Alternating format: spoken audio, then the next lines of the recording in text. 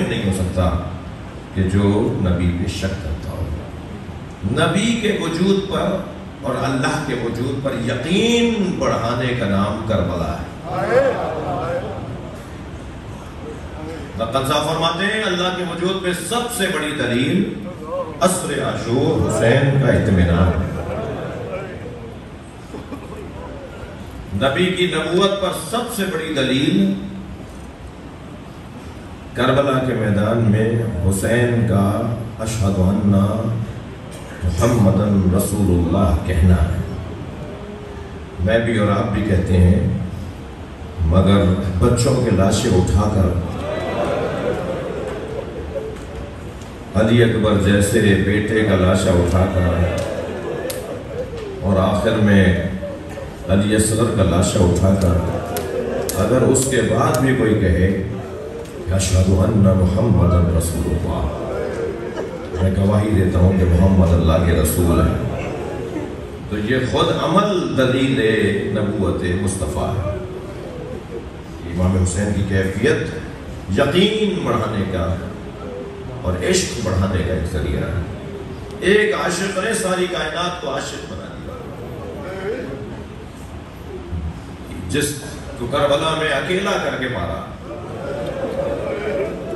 آج سب سے زیادہ اسی کے نام پہ مجمع جمع ہوتا ہے. سب سے زیادہ حسین کے نام پہ مجمع جمع ہوتا ہے. یہ امام بارگاہ جب بنا تھا بہت بڑا تھا، اب یہ امام بارگاہ میں چھوٹا لگتا ہے. امام بارگاہ چھوٹا نہیں ہوا، حسین کے عاشقوں میں اضافہ ہو گیا. یہ جو آپ کی آنکھ سے آنسو ٹپکتا ہے، یہ جو ہمارے ضمیر کو اطمینان بخشتا ہے، یہ جو ہمیں غم دنیا سے نجات دیتا ہے. مولانا 2 دن سے طبیعت بجھی تھی، آج آپ کی مجلس میں مصائب سن کر جب نکلا تو میری ساری جو روح کے اوپر تناؤ تھا، میری روح پہ جو تناؤ تھا وہ ختم ہو گیا. بڑا سبک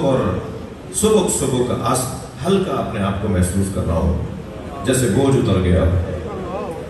یہ اگر ہماری کیفیت ہے تو یہ وہی کیفیت ہے جس کی تائید امام رضا نے کی ہے.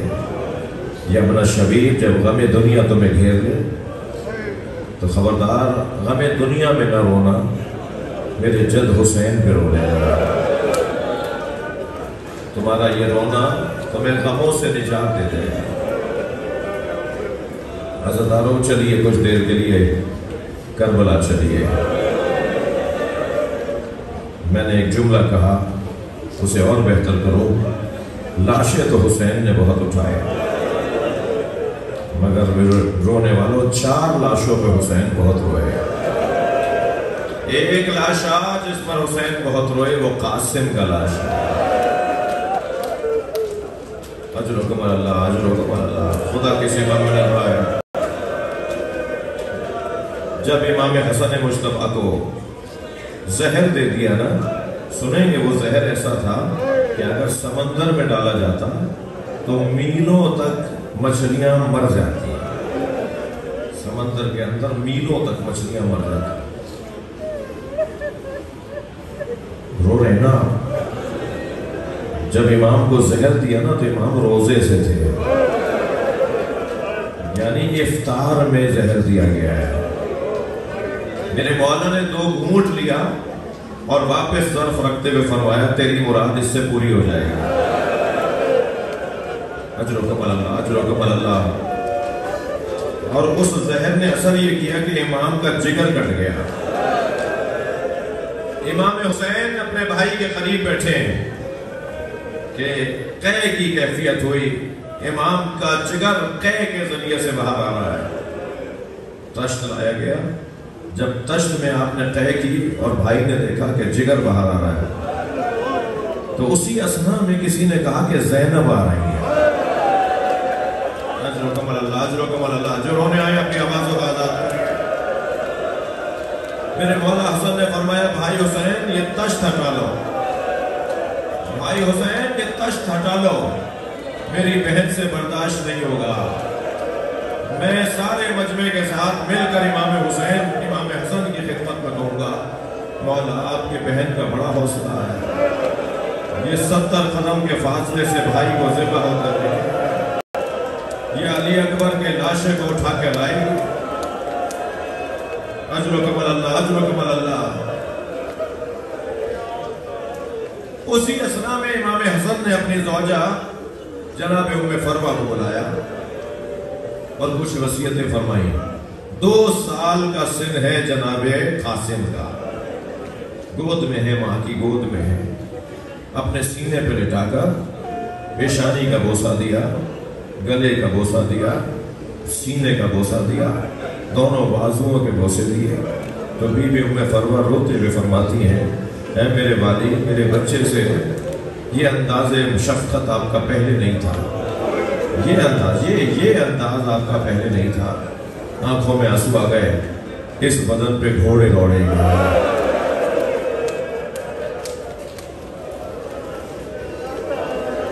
عزادارو، اللہ کا انداز بھی، اللہ کا کام بھی اللہ کا ہے، وہ ہر ایک سے اس کے مزاج کے مطابق امتحان لیتا ہے۔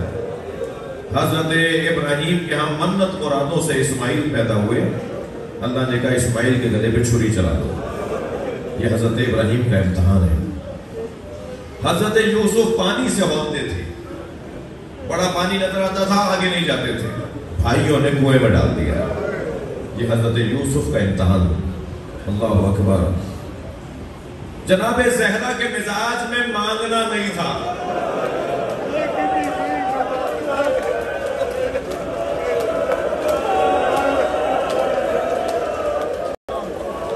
کبھی اپنے باپا سے بھی کچھ نہیں مانگا۔ 3 دن تک کنیز مانگنے جاتی رہی، مگر کہہ نہیں پا رہی تھی کہ مجھے کنیز چاہیے، واپس آ جاتی تھی۔ ایک دن نبی آئے، فرمایا فاطمہ تم کچھ کہنا چاہتی ہو مگر کہتی نہیں ہو۔ جناب فضل نے فرمایا یا رسول اللہ، سیدہ کا ہاتھ دیکھیے۔ بیوی نے ہاتھ اپنا پھیلایا، نبی نے فرمایا میری لال، میری بچی مجھے دکھاؤ۔ تو سیدہ کا ہاتھ چکی کی چوب سے زخمی ہو گیا۔ فرمایا یا رسول اللہ، جس دن سیدہ کے کام کرنے کا دن ہوتا ہے، اس دن میں جب ان سے کہتی ہوں کہ آج جیسے کل میں نے کام کیا ایسے آج مجھے کام کرنے دیں۔ اللہ اکبر۔ ہمارے گھروں میں کام کرنے والے رہتے ہیں نا، آتے ہیں کام کرتے ہیں، کیا سیرت ہے جناب زہرا کی، یہ کام کرنے پہ رکھا گیا ہے، اس کے ساتھ ظلم نہ ہو، زیادتی نہ ہو۔ کبھی ایک مرتبہ پانی کا گلاس خود بھی اٹھ کر پی لو، کبھی ایک مرتبہ کوئی کام تم خود بھی کر لو۔ اس لیے نہیں مولانا اسے ہم 10,000 روپے دیتے ہیں، تم اس 10,000 کی وجہ سے جو اپنی عادت خراب کر رہے ہو، اپنی انسانیت خراب کر رہے ہو، کبھی 2 4 5 دفعہ کے بعد ایک دفعہ خود بھی کام کر لو۔ جناب زہرا کی سیرت کا پیغام ہے۔ فرمایا یا رسول اللہ، جب فاطمہ کا دن آتا ہے تو فاطمہ کا ہاتھ زخمی ہے، یہ مجھے کام کرنے نہیں دیتی، اسی کیفیت میں کام کرتی ہیں۔ تو میں نے ان سے کہا کہ بابا سے کنیز مانگ لیجئے، تو یہ آپ سے کنیز مانگنے آتی ہیں مگر کہہ نہیں پاتی۔ جناب زہرا نے کبھی اپنے شوہر سے کچھ نہیں مانگا۔ اللہ اکبر۔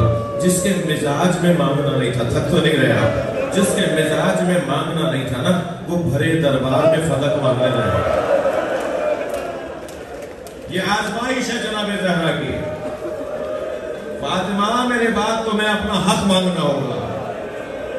اجر و کمال اللہ۔ مولا علی غیرت مند بہت تھے، مولا علی غیرت مند بہت تھے۔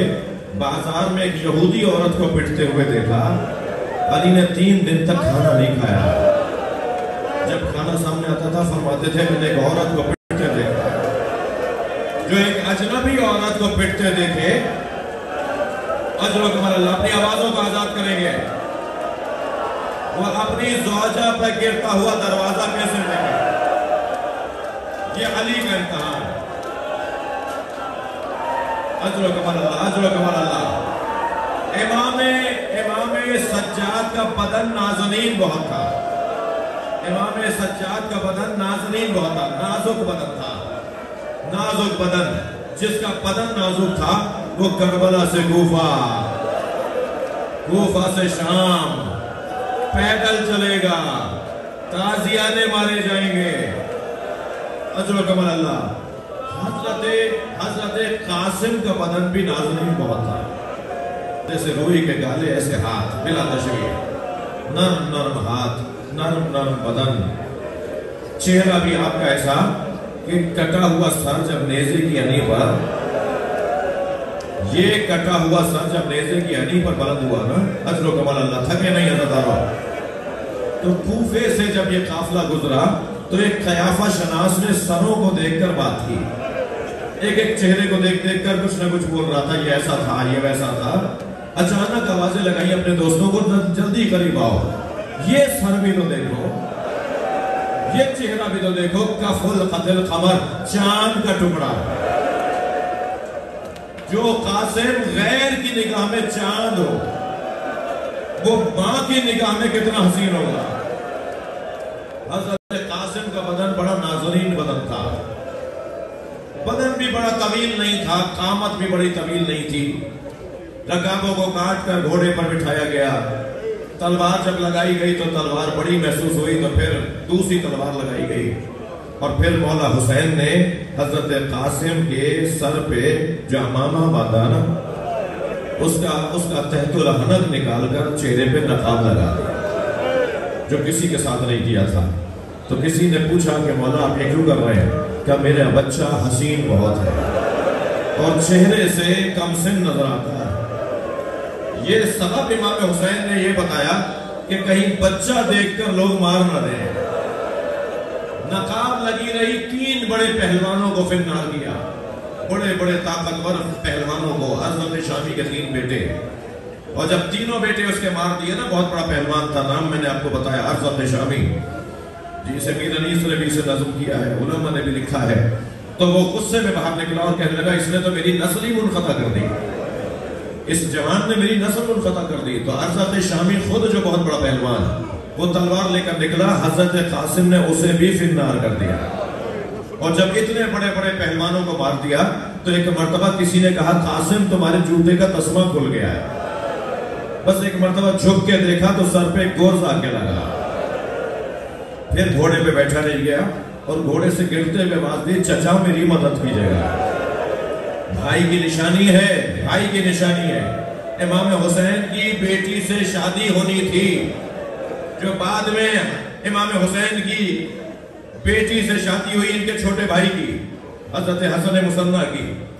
یہ گھوڑے سے گرے تو آواز دی، چچا میری مدد۔ حسین گھوڑے پر بیٹھے اور تلوار نکال دی، اور یہ کہتے ہوئے گھوڑا لے کے چلے، تم نے میرے بھتیجے کو یتیم سمجھا ہے؟ تم نے میرے بھتیجے کو اکیلا سمجھا ہے؟ دشمن یہ سمجھا کہ حسین نے حملہ کر دیا ہے، تو یہاں کے گھوڑے وہاں دوڑے اور وہاں کے گھوڑے یہاں دوڑے، اور ایک آواز آنے لگی، چچا مدد کیجئے۔ جب حسین پہنچے ہیں نا بدن پر، تو لاشا پامال ہو چکا تھا، بدن کے ٹکڑے ٹکڑے ہو چکے تھے۔ بیٹھ گئے لاشے کے قریب اور کہا، تیرے چچا پہ بڑا گنا ہے، تو مدد کے لیے پکارے اور تیرا چچا مدد نہ کر پائے۔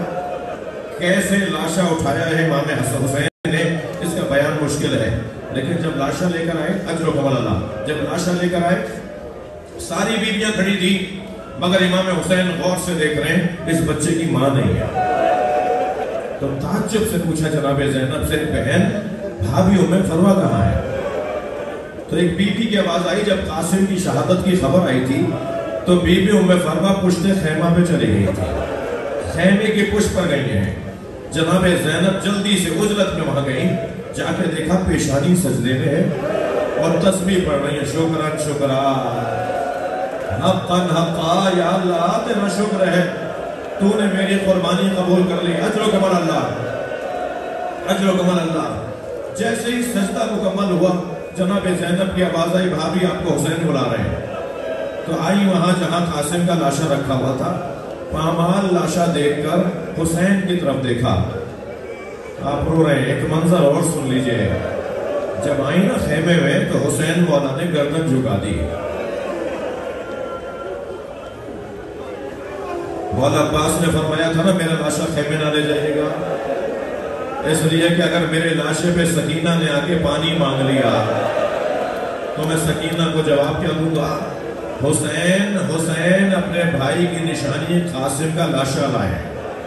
تو امام حسین نے گردن جھکائی ہوئی تھی, سامنے کھڑے تھے. جناب ام فرما نے پہلے اپنے بچے کو دیکھا, پھر امام حسین کی طرف دیکھ کر کہا میرے مولا پہلے اپنی گردن آپ اٹھائیے.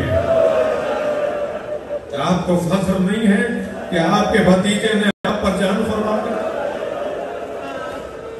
مجھے فخر ہے میرے بچے نے وفاداری کا حق ادا کیا.